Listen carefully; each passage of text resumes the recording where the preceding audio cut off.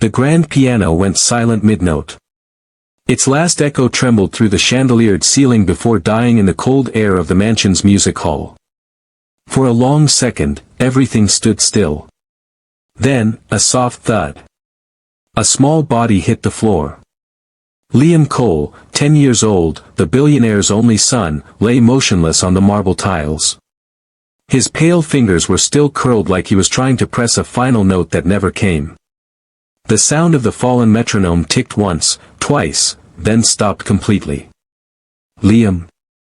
The voice came from the far corner, gentle, feminine, trembling. Amara, the young maid, dropped the silver polish rag in her hand and ran forward, her shoes sliding on the marble. Liam. Can you hear me? But of course he couldn't. He never could. The boy had been born deaf. And yet, in that frozen moment, as she knelt beside him, Amara whispered his name anyway, not because he would hear it, but because she needed to say it. Her hands shook as she touched his small shoulder. His skin was cold, too still. Please, please, she muttered, pressing her ear to his chest. A faint heartbeat.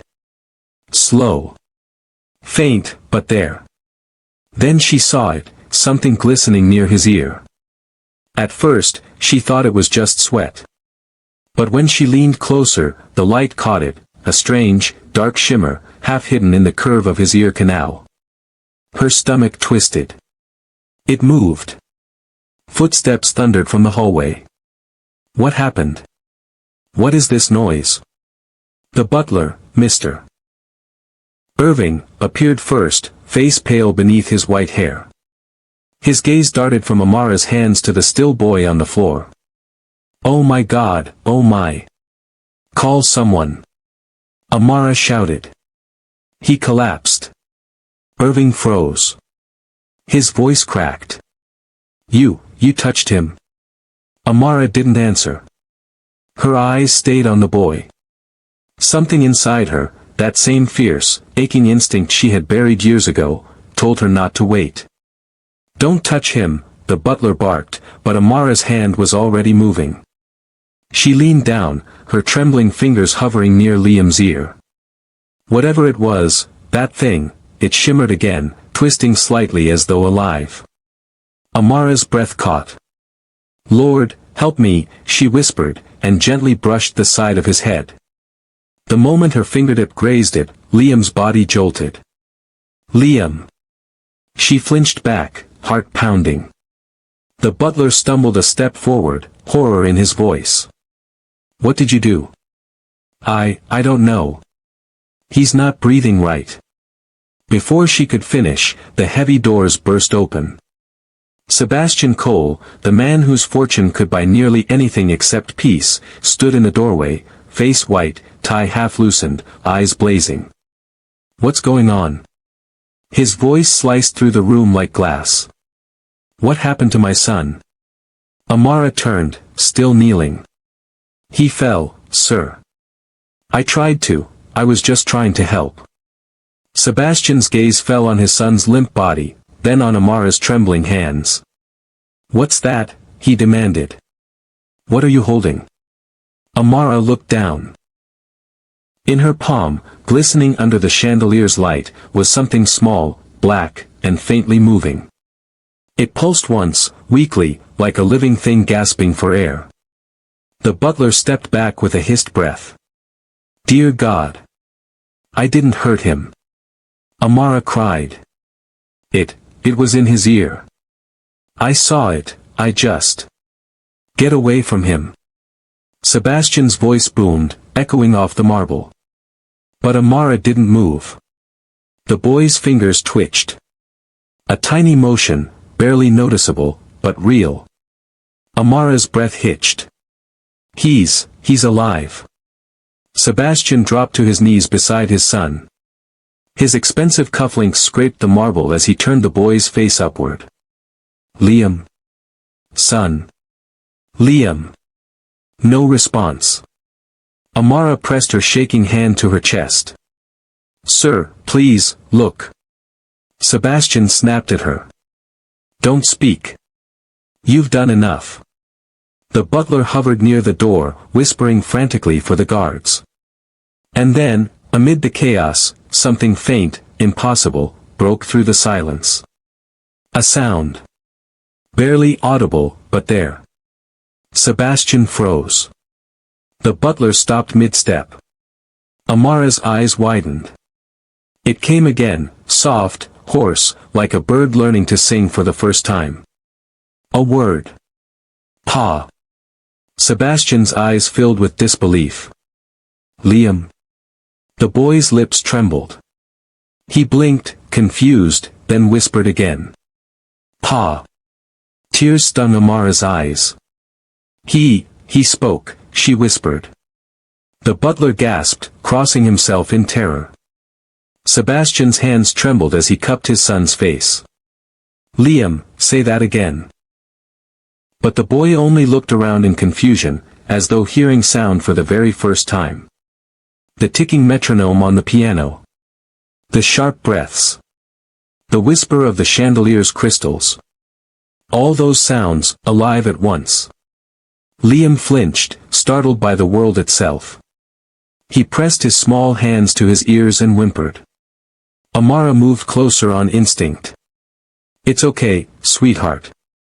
It's okay. Sebastian turned sharply. Stay back. But Liam's hand reached for her. Everyone froze. He looked straight at Amara, at the woman who, just moments ago, was polishing silver in the background, and spoke again. The word came rough, broken, but clear enough to pierce the entire mansion's silence. Amara. The butler dropped the phone in his hand. Sebastian's mouth fell open. Amara's breath caught, her trembling hand still open, the strange black thing still pulsing faintly in her palm. For a long heartbeat, no one said a word. The chandelier swayed slightly overhead. The air felt electric. Then, a single, stunned whisper from Sebastian. But, my son was born deaf. Amara's voice came out soft, almost trembling with awe. Not anymore. The butler stumbled back against the wall, shaking. What did you pull out of him? Amara stared at the small, dark thing in her palm, no longer moving, just glistening under the light like oil and blood. Her voice was barely a whisper. I don't know. Silence swallowed the room again. The boy's chest rose and fell steadily now. His eyes blinked, wide, alive, hearing the hum of air conditioning, the drip of the fountain outside, the sound of his own father's breath. Tears streaked Sebastian's face, but anger and fear tangled with his awe. He turned on Amara, his voice breaking between fury and disbelief. What did you do to my son? Amara's lips trembled. I didn't hurt him, sir. I swear. I saw something inside. Enough. His voice cracked the air like thunder. You think you can touch my son? Experiment on him like some. I was only trying to help. Help, he barked. By pulling that out of his ear. He pointed at her hand, the small, black thing now still, lifeless. Everyone's eyes locked on it. It was shaped like nothing human. Like something that didn't belong to this world at all. A shiver moved through the air. Liam stirred again, his small voice hoarse but clear this time. Dad.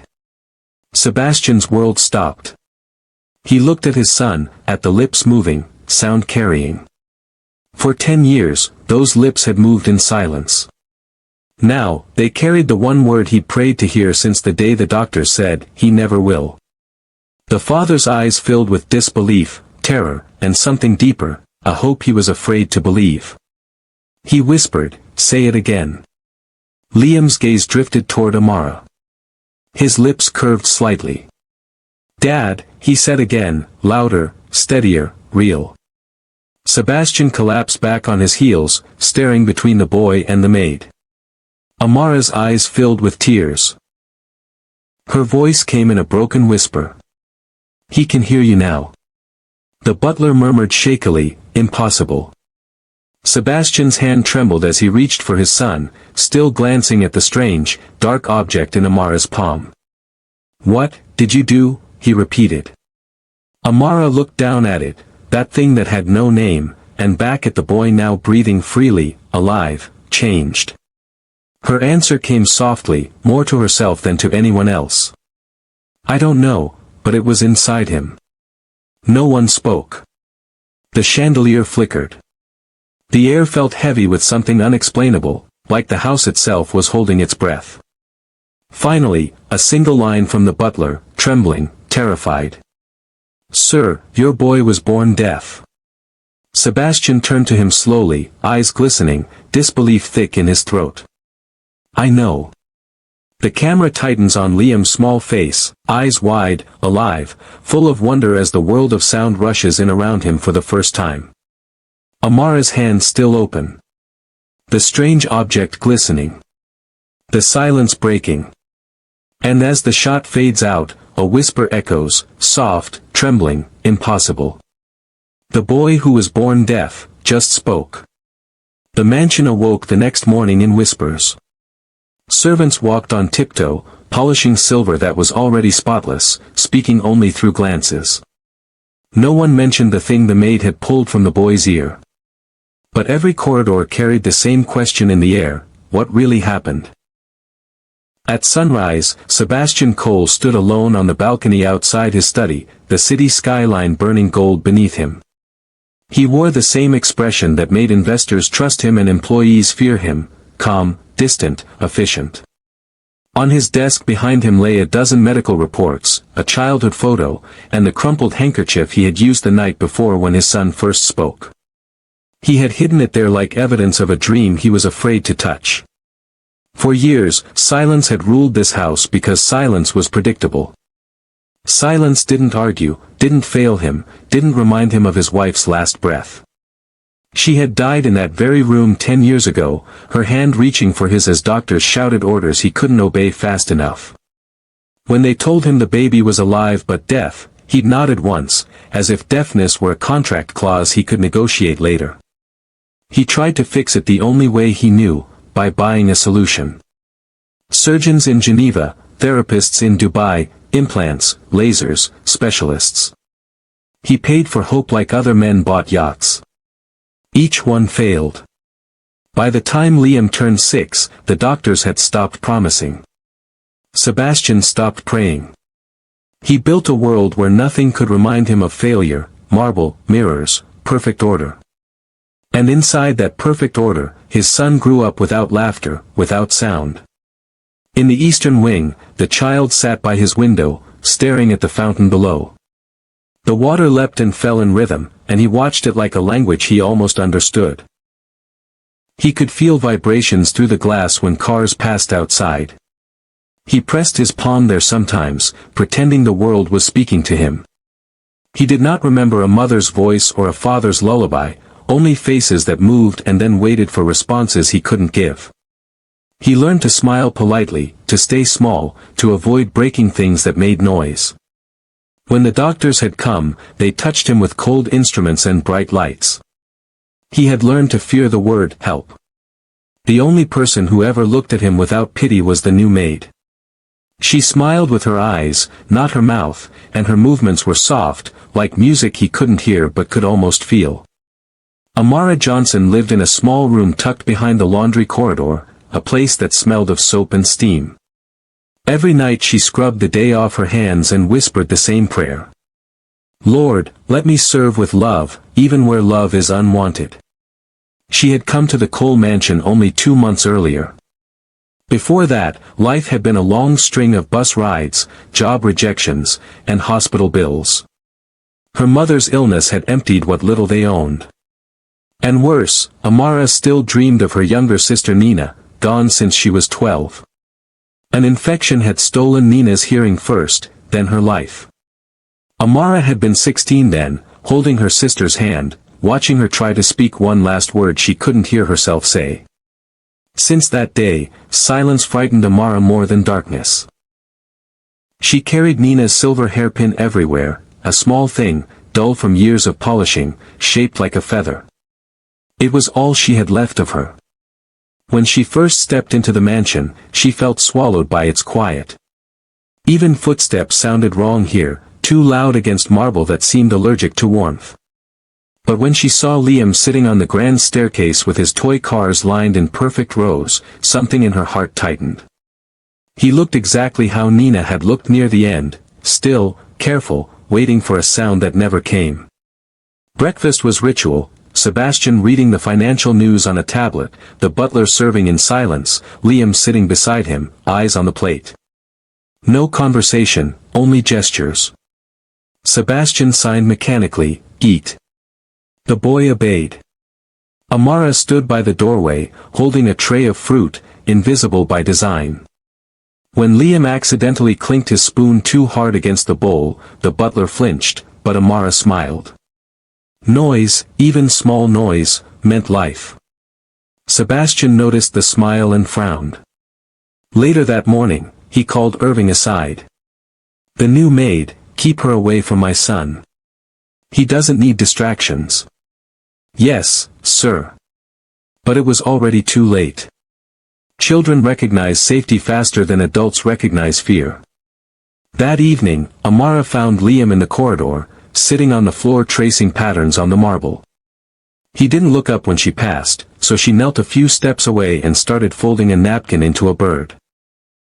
When she finished, she placed it near him and whispered, "For you." He didn't respond. The next morning, the bird was gone. She left another, then another. By the end of the week, she found all of them lined neatly beside his toy cars. For the first time in years, Liam smiled when someone entered the room. Amara began learning sign language at night from her phone's cracked screen. She practiced the alphabet with trembling fingers until she could sign hello without looking. The next day she tried it. Liam blinked, then hesitated and signed friend. Her eyes filled before she could stop them. When she accidentally dropped a glass a few days later, the sharp sound startled everyone in the kitchen, except Liam, who watched the others jump and then laughed silently, shaking his shoulders. Amara laughed with him. That laugh, seen, not heard, filled the mansion with something it had never known, warmth. Sebastian began to notice small changes. His son smiled more, ate without being told twice, followed shadows of laughter that seemed to echo down halls. And at the center of it all was the maid. He watched one evening from the doorway as she taught Liam to sign thank you. Her patience unnerved him. He wanted to be grateful but couldn't. Gratitude required vulnerability, and he had spent a decade building walls so high that even love couldn't climb them. That night he sat in his office, staring at the piano in the corner, the one his late wife had played. He pressed a single key. The note rang out pure and lonely. He realized he hadn't heard that sound in years, not because the piano was broken, but because he had been afraid of what it reminded him of, the life he'd lost. Down in the servants' quarters, the staff whispered about Amara. "The child smiles because of her. She's kind, but she'll get herself fired. The master doesn't like the staff getting close." Amara pretended not to hear. She had seen how Liam's eyes lit when she walked in, that was reason enough. Still, the butler cornered her one night near the pantry. "Miss Amara, you mean well, but this house runs on rules. Keep your distance." "He's a boy, not a rule," she replied softly. "Rules keep us safe," he muttered, but his voice lacked conviction. Later, in her small room, Amara opened her Bible, but instead of reading she stared at her sister's photo tucked between the pages. "Would you have helped him?" she whispered. Somewhere in her memory, Nina's laugh echoed, a sound she hadn't heard in years, except in dreams. Outside her window, the city buzzed faintly. She couldn't hear it clearly through the thick glass, but she could feel it, a vibration, steady and alive. She wondered if Liam could feel it too. Father and son, the therapist signed slowly. "How do you feel today?" Liam looked down, then toward the doorway where Amara usually stood, but she wasn't there. He signed nothing. After the session, Sebastian asked, "Why won't you answer her?" The boy didn't respond, only signed one word, "Where?" Sebastian frowned. "Where what?" The therapist smiled faintly. "He's asking where the maid is." Something twisted in Sebastian's chest, an emotion too raw to name. That night, thunder rolled across the city. Amara was wiping dust from the piano keys when Liam appeared beside her, barefoot, eyes wide. She smiled. "Can't sleep?" He shook his head. She tapped one key gently, letting the vibration hum beneath her fingers, then placed his small hand over it. He felt it, the sound he couldn't hear. His eyes widened with wonder. Amara signed slowly, "Music, you can feel it." He nodded, pressing another key, laughing silently when it buzzed beneath his palm. From the staircase above, Sebastian watched in shadow. The sight broke something open in him. He remembered the night his wife had played that same piano while pregnant, laughing, promising that their child would be surrounded by music. Now the maid was fulfilling that promise for him. Days passed. The rhythm of the house changed, soft laughter, quiet footsteps, a pulse of hope under the marble calm. But storms were gathering. The closer Amara drew to the boy, the more uneasy Sebastian became. He told himself it was about boundaries, professionalism, safety. But deep down he feared something he could never buy, losing control. Because for the first time in 10 years, something inside his house was happening that money couldn't explain.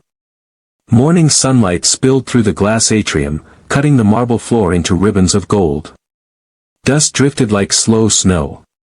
Somewhere far down the corridor, the mansion's clock struck 8, each chime rolling through the halls like a heartbeat.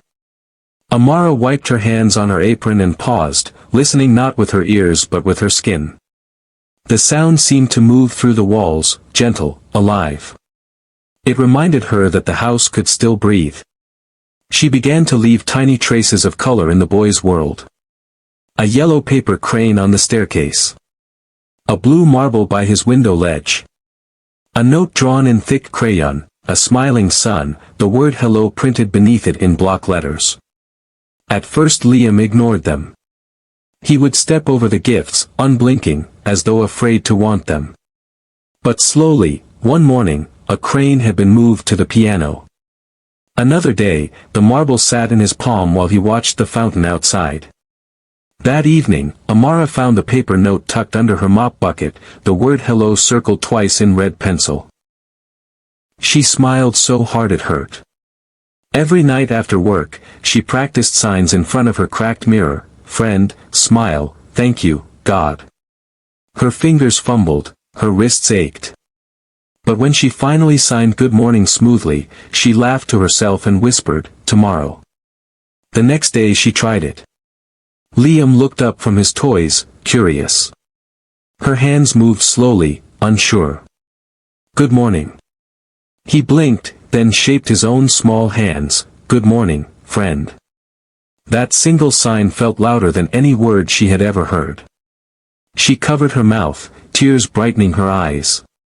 He watched her, uncertain why the maid was suddenly crying, but then, smiled. A real smile, awkward and perfect.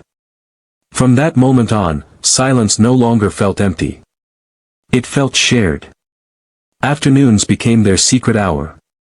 When Amara cleaned the tall windows of the music room, Liam would sit on the other side of the glass, tracing shapes in the condensation while she mimed stories with her rag and sponge. One day she drew a lopsided heart. He stared at it, then pressed his palm against the glass where hers had been. On the other side, she matched him, palm to palm. The chill of the window couldn't hide the warmth beneath it. That invisible wall between them, the one built by wealth, rules, and silence, felt thinner every day. Once, she tripped on the carpet while carrying laundry and fell in a tumble of white sheets. Liam was watching from the stairs. For a heartbeat he looked terrified, then he laughed. A silent laugh, shoulders shaking, mouth open, no sound. Amara laughed too, half in pain, half in joy. The butler passed by, frowning. Miss Amara, please remember your place. She rose, cheeks flushed. "Yes, sir." But inside, she thought, "My place is wherever kindness is needed." That night, Sebastian stood unseen in the doorway while his son and the maid played a silent version of "Guess the Word" with hand signs. He should have stopped it, he told himself he should, but he couldn't move. For the first time in years, Liam looked alive. Every time the boy's shoulders shook in silent laughter, something inside Sebastian cracked. He turned away before they saw him and retreated to his study. There, under the golden lamp, he opened an old video on his phone, his late wife playing the piano, humming softly with a belly round from pregnancy. He remembered her words, "Promise me, if he can't hear music, make sure he still feels loved." He had failed that promise. But maybe, somehow, the maid was keeping it for him. Word spread quickly below stairs. "The master will dismiss her," one maid whispered. "She's getting too close." But no one dared interrupt the strange friendship growing between the quiet boy and the quiet girl. Irving tried once more. "Miss Amara, the master values discipline. You're drawing attention." She looked him in the eye. "If discipline means pretending not to care, then I'll take the risk." The butler sighed, defeated. Rain tapped against the windows one gray afternoon. The piano sat untouched, a relic of grief. Amara dusted its keys until the surface gleamed. Liam wandered in, curious. She pressed one key, gently.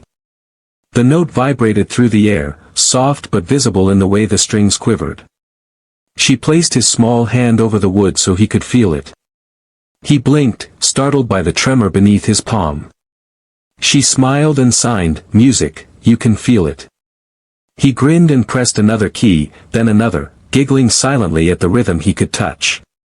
From the doorway, Sebastian watched again, torn between fear and awe. The maid's kindness was doing what doctors couldn't, waking his son's spirit.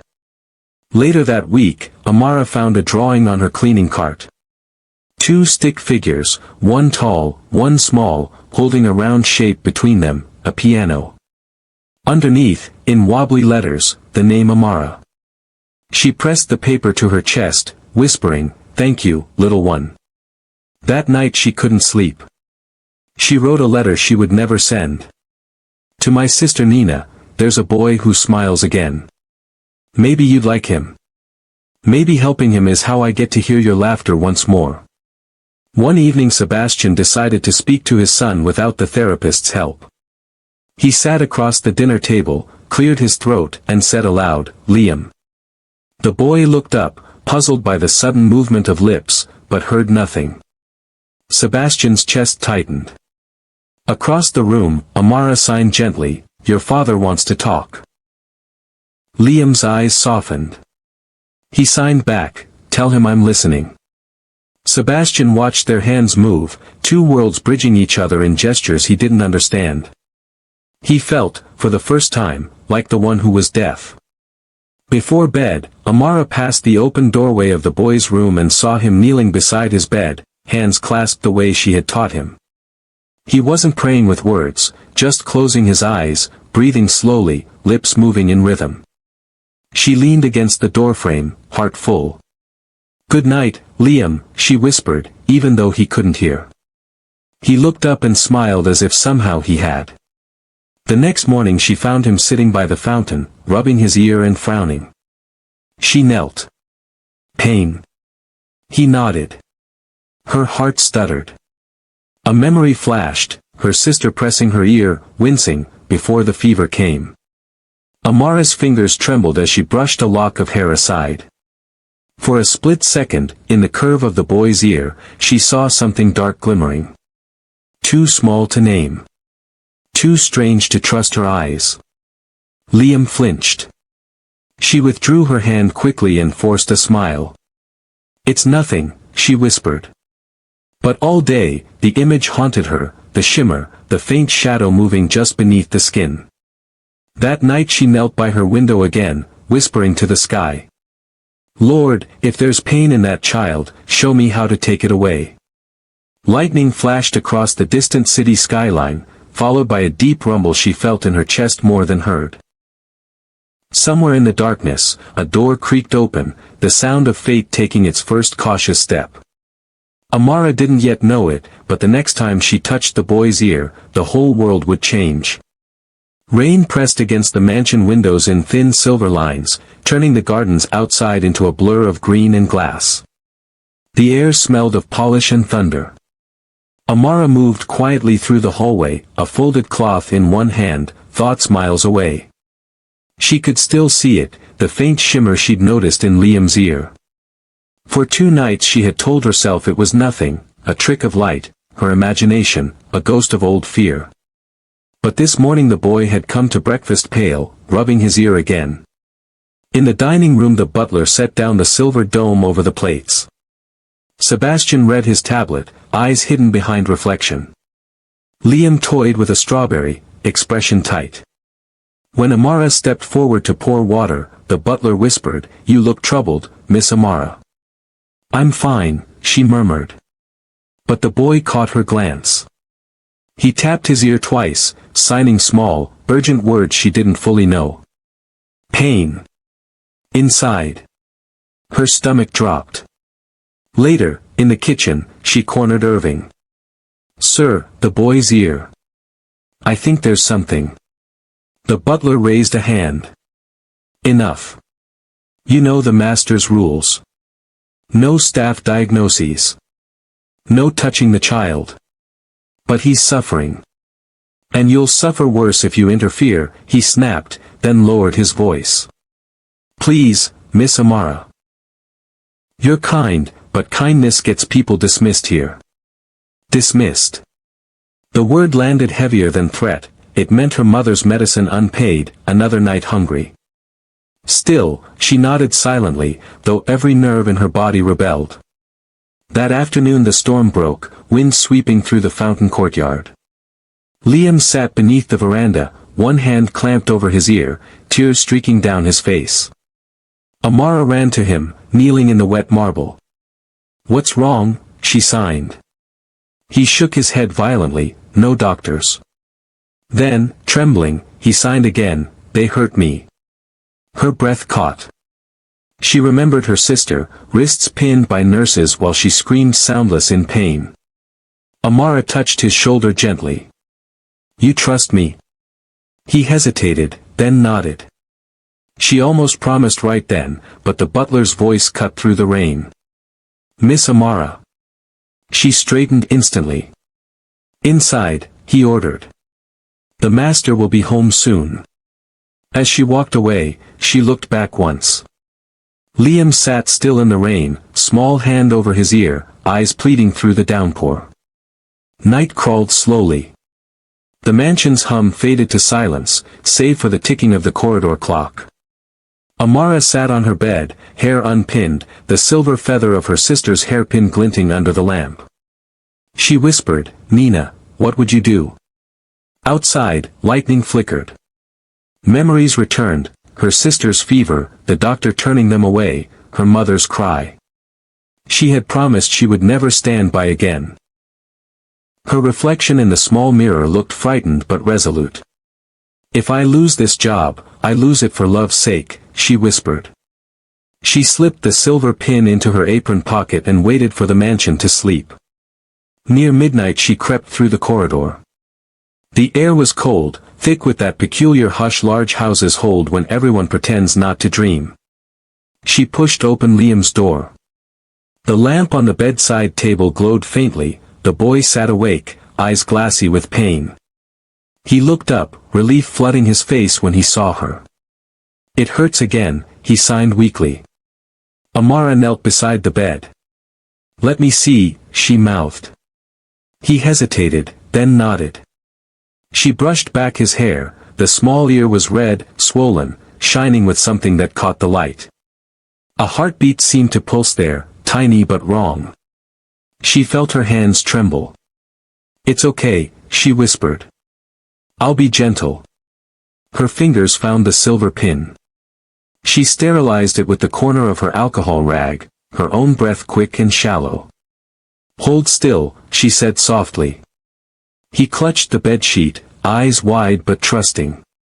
Just as she brought the pin close. Creak. The door. Amara froze. Sebastian Cole stood in the doorway, framed by the hallway light. Even half-shadowed he looked carved from stone, sharp suit, cold eyes, authority unbroken. "What," he said, voice low, "are you doing?" Amara's blood turned to ice. She hid the pin behind her back. "Sir, he's in pain, please." "I wasn't." "You weren't what?" "Trying to help." He stepped forward, slow deliberate steps that made the floor creak louder than thunder. "Help." His voice rose. "You think poking at him with some, what even is that, insect of a tool helps?" Liam looked between them, panic rising. He reached out, signing frantic shapes Amara couldn't focus enough to read. "Out," Sebastian ordered. "Sir." "Now." His shout made the boy flinch. Amara rose, trembling. "He needs a doctor." "I am his doctor now," Sebastian barked. "I decide who touches him, who speaks to him, who stays under my roof. You're done here." The word struck like a blow. She pressed her hands together, pleading. "Please, sir, listen." But he had already turned away, gathering the child into his arms, murmuring broken apologies. "Dad," the boy signed weakly, shaking his head. Amara backed to the doorway, whispering, "I'm sorry." Downstairs, the butler met her with sorrowful eyes. "You should pack before he changes his mind." Tears burned her throat. "I can't just leave him like that." "Sometimes that's mercy," the butler whispered. "Let the doctors handle it." She shook her head. "The doctors never helped." He sighed. "Then pray for a miracle, child. That's all that's left." In her room she knelt beside the bed, clasping her hands so tightly her knuckles turned white. The rain had stopped, moonlight spilled across the floor. "I tried, Lord," she whispered. "But if you still want me to help him, show me how." For a moment there was only silence. Then, from somewhere down the hall, a muffled sob. A boy's sob. Amara's heart jolted. She rose, pin still in her hand, and slipped into the corridor. The air was colder now, heavy with that strange stillness that comes before fate changes course. Outside Liam's door she paused. Light glowed under the crack, unsteady, lamplight mixed with motion. She pushed gently, the door opened soundlessly. The child sat upright, clutching his head, tears streaking his cheeks. He looked up as she entered, eyes pleading, "It hurts." Amara's breath hitched. She moved closer, whispering, "I know, baby. I know." Her hand trembled as she drew the silver pin again. This time she didn't look at the door, didn't think of rules or wages or fear. Only the boy, and the promise she'd made to her sister years ago, never walk away. She whispered one last prayer under her breath, then leaned forward. The lamplight caught the metal's edge, a single gleam in the dark. The mansion was silent again, but not the peaceful kind.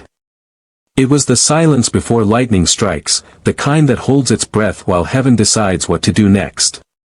Amara sat on the edge of Liam's bed, the silver hairpin trembling between her fingers. The boy's small chest rose and fell unevenly. His skin was damp with sweat. "Please, Lord," she whispered, "guide my hands." She didn't know whether she meant the prayer for herself or for the boy, maybe for both. Liam blinked weakly, trying to stay still. He watched her lips move.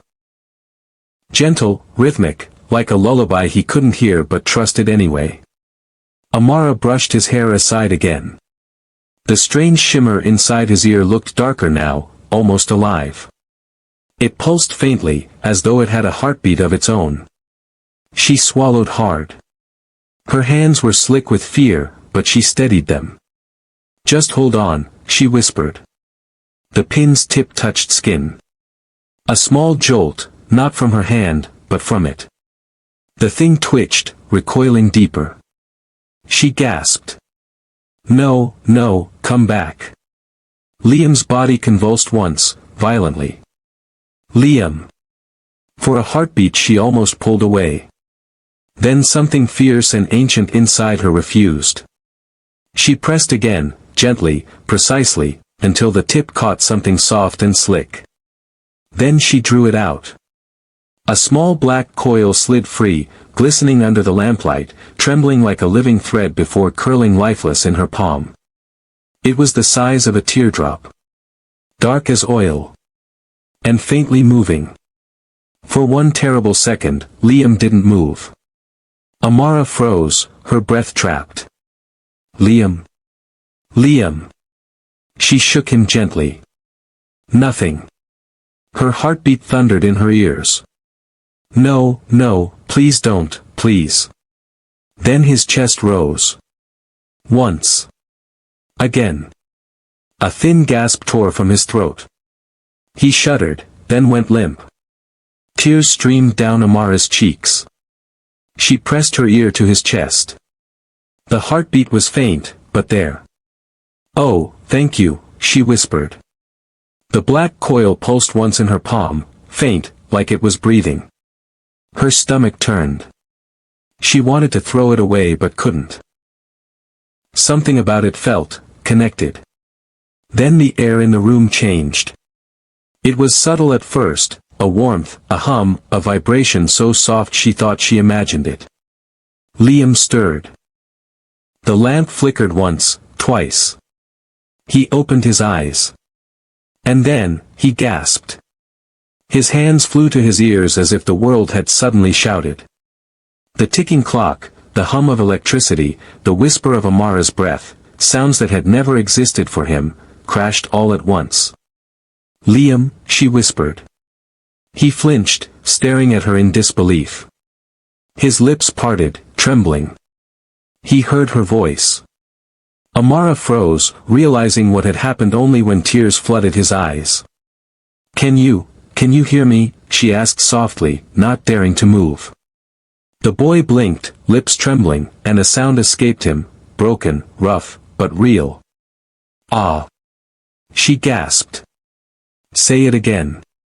He opened his mouth wider, trying to shape what he felt. Ma. Her hands covered her mouth. Amara, he whispered, the sound ragged, strange, and sacred. It was the first word he had ever spoken. The door burst open. Sebastian stood there, breathless, fury still burning from earlier. What did you? He stopped. The scene before him froze him in place, his son upright, trembling, eyes wet, mouth moving. Liam turned his head, and for the first time in his life, he heard his father's voice. Sebastian's lips moved, forming his name. And Liam's eyes widened with pure shock. Dad. The word came out fragile, airy, but it was sound. Sebastian staggered back as if struck. What did you say? Liam repeated it, clearer this time. Dad.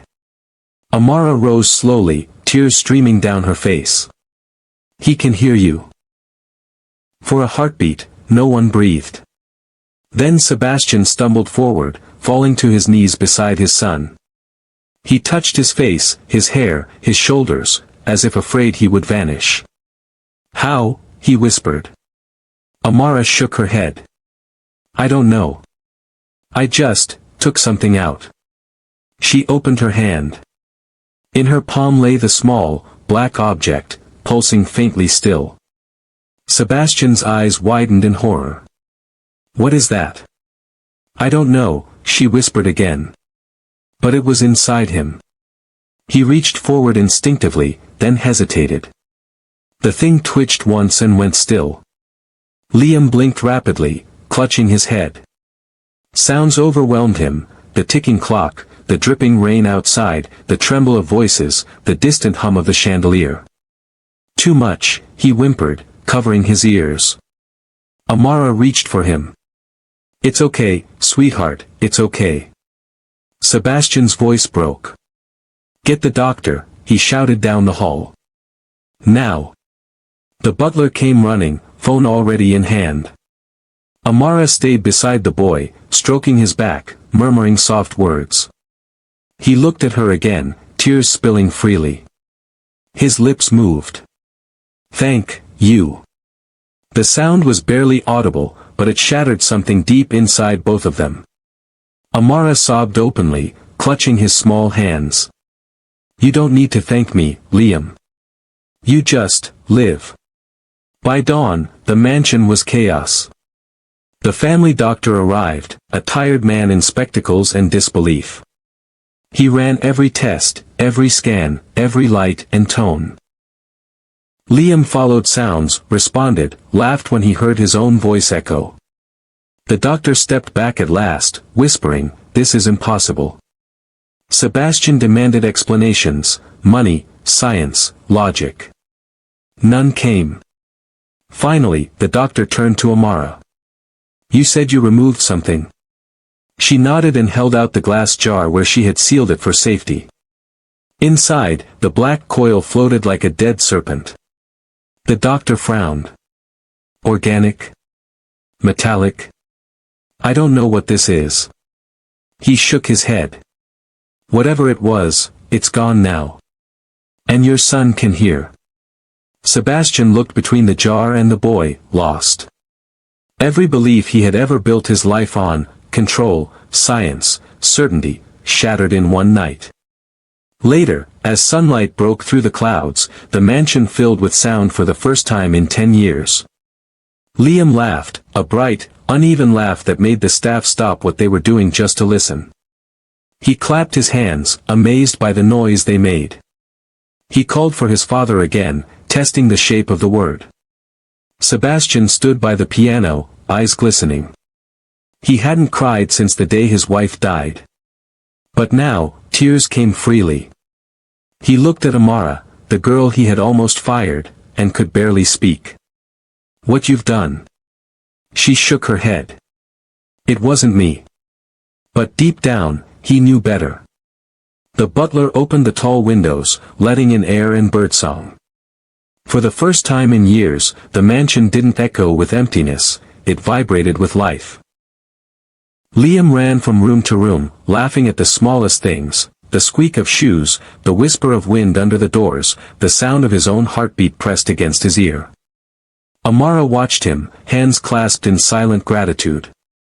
When he turned back to her and said, Amara, again, clearly, softly, like a gift, she felt her knees weaken. That single word made every loss, every sleepless night, every prayer worth it. Sebastian joined her on the balcony that evening. The sun was dipping low, painting the sky gold. For a long time, neither spoke. The only sound was Liam's laughter echoing from the gardens below. Finally, Sebastian said quietly, I spent years trying to fix what only faith could touch. Amara lowered her head. Sometimes the healing doesn't come through hands, sir, it comes through love. He nodded slowly. And sometimes love comes from where you least expect it. He looked at her, really looked, without class or distance, and his voice softened. You saved my son. I just listened, she said. Long after everyone slept, Amara knelt by her window again.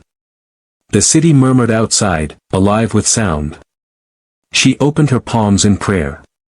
Thank you for using even someone like me, she whispered. She touched the silver hairpin on her apron. For the first time in years, she didn't cry for her sister.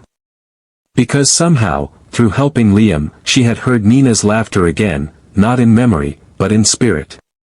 Behind her, a faint knock on the door.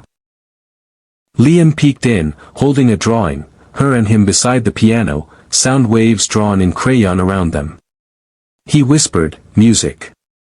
She smiled, tears shining. Yes, baby. Music. The mansion that once feared sound now lived by it, footsteps, laughter, conversation, piano notes drifting down the halls. Every wall that had once contained silence now held story. And at the center of it all was one truth, whispered like a miracle reborn. The boy who was born deaf, spoke the name of the one who loved him most. Morning light slid gently through the windows of the mansion, scattering across the polished floors and gold-framed portraits. The world outside moved on as if nothing extraordinary had happened, but inside these walls, nothing was the same. Liam could hear. His laughter now echoed down hallways that had known only silence. The staff smiled when he ran past. Even the butler, usually stoic as stone, found himself humming again without realizing. But joy has enemies, fear, pride, and the need to explain what the heart cannot. And fear was beginning to whisper in the corners of Sebastian Cole's perfect home. By noon, the news had spread beyond the mansion gates. A billionaire's deaf son suddenly speaking. The story raced through media channels and dinner tables alike. Doctors called it spontaneous neural recovery. Skeptics called it staged. Religious groups called it divine. Sebastian called it chaos. Reporters crowded the gates. Investors called with questions. And buried beneath his relief, a darker thought festered. What if this miracle wasn't a blessing, but a curse? In his study, he replayed the night over and over in his mind, the strange object, the boy's collapse, the impossible recovery. And the maid, trembling, saying, it was inside him. He couldn't explain it, and that frightened him more than anything. That afternoon, Sebastian hosted a private meeting with his legal advisors. The woman touched my son without consent, he said, voice clipped. If the press twists this into something unscientific, it could ruin everything we've built. His lawyer adjusted her glasses. Sir, with respect, she saved him. That's not the story the public will tell, he snapped. They'll call it witchcraft, superstition, manipulation. Another advisor murmured, the simplest way is to separate her from the family quietly. A transfer, perhaps. Or dismissal with compensation. Sebastian nodded slowly, each word pressing guilt deeper into his chest. That evening, Amara was summoned to the office. She walked in nervously, smoothing her apron. Sebastian didn't look up right away. Papers covered his desk, medical reports, legal drafts, silence thicker than any marble wall. When he finally spoke, his voice was low. You've done more for my son than I can ever repay. Amara blinked. Then why do you sound like goodbye? He swallowed. For your safety, and his, you can't stay here anymore. Her breath caught. Sir. He kept his eyes on the papers. You'll receive compensation. Enough for years of comfort. But I can't have questions about what happened that night. Not around my son. Her throat tightened. You mean people asking if it was real? I mean, he said quietly, I don't know what it was. Tears welled in her eyes. You don't have to know to be grateful. Sebastian's jaw flexed. This isn't about gratitude. It's about control. She stepped closer, voice trembling but firm. Control is what almost cost you your child, sir. Faith is what brought him back. The word struck deep, but he looked away. This isn't up for debate. She stared at him for a long moment, then nodded slowly. I understand. She turned to leave, whispering, but he'll ask for me. Sebastian's voice cracked just slightly. I know. When Liam learned the next morning that Amara was leaving, he ran through the halls searching for her. She was in the laundry room, folding her few belongings into a small bag. Where? He asked, speaking now, softly but clearly. She froze, turning to him.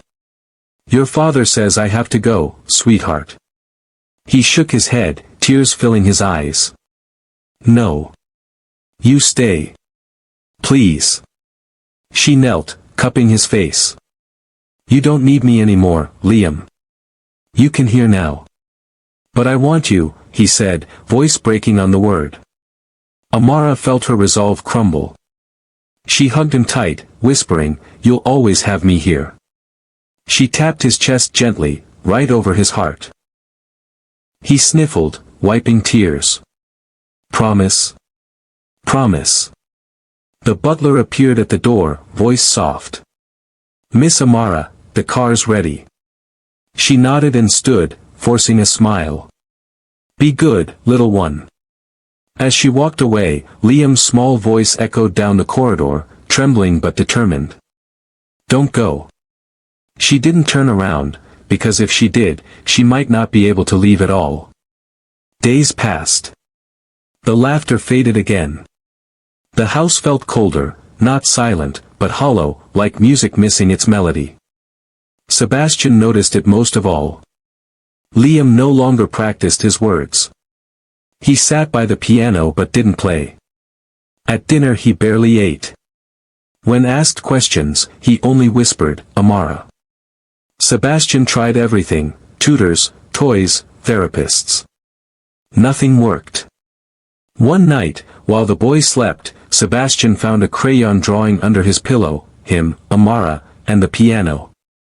In thick red letters at the top, she listened when no one else did. For the first time, the billionaire who'd bought everything realized he had lost the one thing he couldn't replace, trust. Weeks later, a package arrived addressed to Sebastian Cole. No return label, only a folded note inside. You'll want to see this. Attached was a medical report, one of the post-incident analyses. The mysterious black substance had been tested by multiple labs. The verdict. It wasn't a parasite, nor metal, nor infection.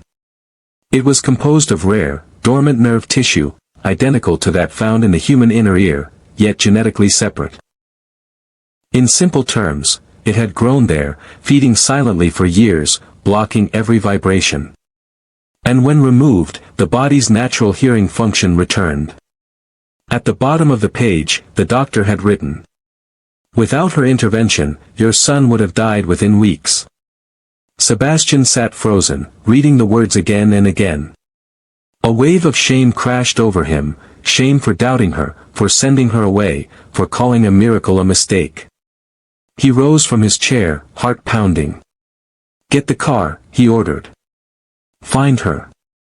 It took 2 days to track her down, a modest boarding house in the city's quiet quarter. When he knocked, Amara opened the door cautiously, surprise flickering in her eyes. Mr. Cole.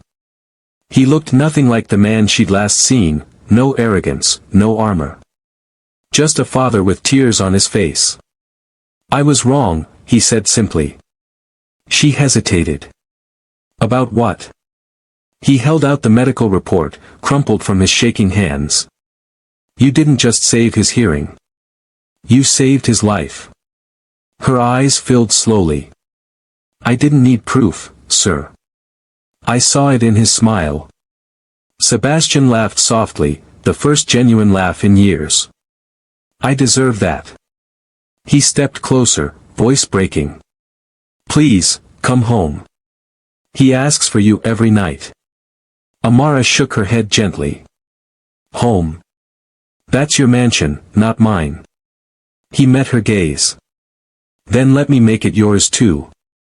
She blinked, startled by the sincerity in his tone. He needs you, Sebastian said. And so do I. To remind me what love looks like when it's not afraid. When Amara stepped out of the car in front of the mansion again, the staff froze in surprise. Liam was on the steps before anyone could stop him. Amara, he shouted, loud, clear, and full of joy. She dropped her bag and ran to him. He wrapped his small arms around her, burying his face in her apron. You came back, he whispered. Always, she said softly. Sebastian watched from the doorway, eyes shining. Later that evening, Sebastian gathered the staff in the grand hall. He spoke quietly, but every word carried. For years, this house was filled with silence, not because my son couldn't hear, but because I refused to listen. He turned to Amara. This woman reminded me what real wealth is, compassion, not control. He looked at his son, smiling faintly. From today, this mansion will never be silent again. That night, Sebastian sat beside the piano while Liam and Amara played together, one feeling the keys, the other guiding him through rhythm and laughter. The chandelier lights danced on marble, and for the first time, sound and love lived side by side in the same room. Sebastian closed his eyes, listening, truly listening, to the miracle that had been inside his home all along. The mansion no longer woke in silence. It woke in song. Birds nested near the balcony again. Music drifted from the piano each morning. And somewhere between the clinking of breakfast dishes and the echo of laughter, peace found its way back through every marble hall. Liam sat at the grand piano, his small fingers pressing keys with careful wonder.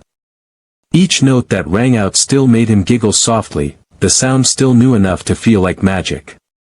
Amara sat beside him, hands folded in her lap, eyes bright. "Try again," she said gently. He pressed 2 notes at once, the sound awkward but alive. Then he looked at her and whispered, "Pretty." She laughed. "Beautiful." Behind them, Sebastian leaned against the doorway, watching with quiet awe. He didn't interrupt. He just listened. For years, silence had been his defense, his proof that control meant peace. Now he understood silence had been his prison. Later, they walked through the garden together. The boy ran ahead, stopping to listen to the fountain splash, the birds chirp, the leaves whisper in the wind. Sebastian smiled. "What are you hearing, son?" Liam turned, grinning. "Everything." The father knelt, resting a hand on his shoulder. "Promise me you'll never take that for granted." The boy nodded, serious now. "I won't. Because I know what nothing sounds like." Sebastian's throat tightened. "So do I." They stood in silence for a moment, not the cold silence of the past, but the kind that means understanding. That evening, while the house settled into soft twilight, Amara sat by her window writing a letter. Not to anyone living, but to her sister, Nina. "Dear Nina. I thought the world forgot about miracles, but it didn't. They just hide in people who refuse to stop caring. You'd like Liam. He laughs like you used to, with his whole face. And his father, he's learning to listen. Maybe we all are. I miss you every day. But helping him healed the part of me that broke when I lost you. I can finally breathe again. Love, always. Amara." She folded the letter carefully and tucked it into her Bible, beside the feather-shaped pin that had once been her only treasure. Now, it was a reminder that faith could sound louder than fear. Weeks passed, and the Cole estate became a different kind of legend. People came to see the boy who had once been deaf play piano with the maid who once had nothing. But behind every headline and rumor, the truth stayed simple. A miracle had happened because one heart refused to stop loving. Sebastian no longer hid from reporters. When asked what cured his son, he smiled and said, "Not medicine. Mercy." Inside, Amara continued her work, not as a maid now, but as Liam's official caregiver and music guide. Sebastian had insisted. "Your family," he'd said. The mansion's cold marble felt warmer somehow. The staff laughed again. The butler, who once measured footsteps, now hummed as he walked. Every night, the sound of piano filled the house, sometimes wrong notes, sometimes perfect harmony. But no one cared. Because each sound meant life. Sebastian often stood by the door to the music room, hands in pockets, eyes misted. He had learned something money couldn't buy: peace doesn't come from perfection, it comes from presence.